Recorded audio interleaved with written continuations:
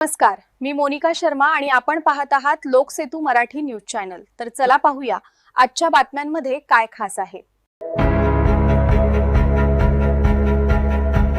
तळोद्यात प्रशासकीय बळकटीकरण, सार्वजनिक बांधकाम उपविभागीय कार्यालयाचे लोकार्पण।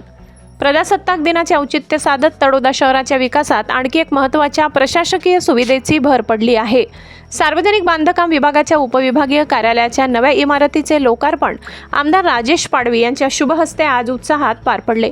सुमारे 1,90,38,00,000 रुपये खर्चून उभारण्यात आलेली ही आधुनिक इमारत 329.84 चौरस मीटर क्षेत्रफळावर बांधण्यात आली आहे।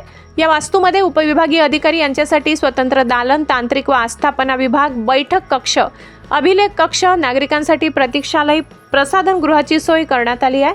इमारतीच्या परिसरात ध्वजस्तंभ, सुसज्ज प्रवेशमार्ग आणि वाहनतळाची सुविधा उपलब्ध करून देण्यात आली आहे।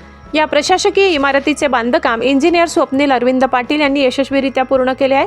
उद्घाटन सोहळ्यावेळी व्यासपीठावर आमदार राजेश पाडवी यांच्यासह नगराध्यक्षा भाग्यश्री चौधरी, प्रदेश सदस्य डॉक्टर शशिकांत वाणी, नगरसेवक अजय परदेशी, भाजपा शहराध्यक्ष गौरव चौधरी, जिल्हा मंत्री कैलास चौधरी, सार्वजनिक बांधकाम विभागाचे कार्यकारी अभियंता अंकुश पालवे, उपअभियंता नितीन वसावे तसेच वन विभागाचे अधिकारी श्री आडे, शंतनू सोनावणे यांची उपस्थिती होती। यावेळी नगर परिषदेच्या बांधकाम सभापती प्रतिभा पाडवी, महिला बालकल्याण सभापती हर्षा पाडवी, नगरसेविका गायत्री पिंपरे यांनी कार्यक्रमाला उपस्थिती लावली।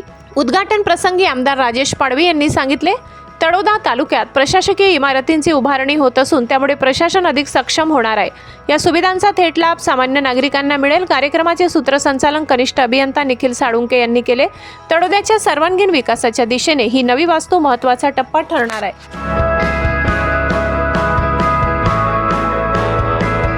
माजी नगराध्यक्ष अजय भैया परदेशी, शहर अध्यक्ष गौरवभाई वाणी, कैलास भाऊ चौधरी आणि सर्व सन्माननीय या ठिकाणी आणि गावातील ज्येष्ठ नागरिक या ठिकाणी उपस्थित झाले, सर्वांचं मी या ठिकाणी मनापासून आभार व्यक्त करतो।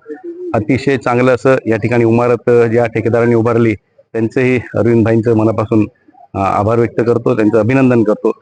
आणि आता येणाऱ्या काळामध्ये जे काही ह्या विभागातले कामं आहेत, कारण कार्यालय ह्या ठिकाणी तेवढं सुसज्ज नव्हतं, तर आता चांगलं त्या ठिकाणी कार्यालय देखील उभारण्यात आलंय।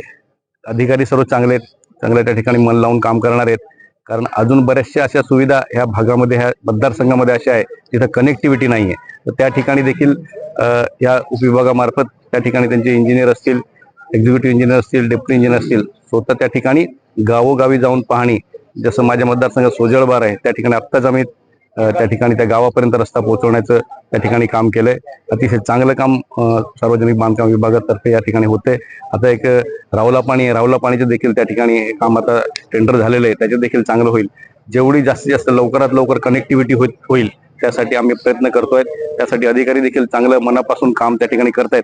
अतिशय समाधानी त्यांच्या कामानं मी आहे आणि चांगली प्रशस्त अशी त्यांची आज इमारत त्या ठिकाणी झाली, त्याचं लोकार्पण झालं असं जाहीर करतो आणि सर्व अधिकाऱ्यांना शुभेच्छा देतो आणि त्यांनी भविष्यामध्ये देखील चांगलं काम करावं आणि त्यांच्या माध्यमातून या परिसरातल्या जे काही इन्फ्रास्ट्रक्चर आहे, जे काही शासकीय इमारती आहे ते चांगल्या व्हाव्या, यासाठी त्यांनी चांगलं काम करावं अशी त्यांना विनंती करतो। सर्वांना पुन्हा एकदा शुभेच्छा देतो। धन्यवाद।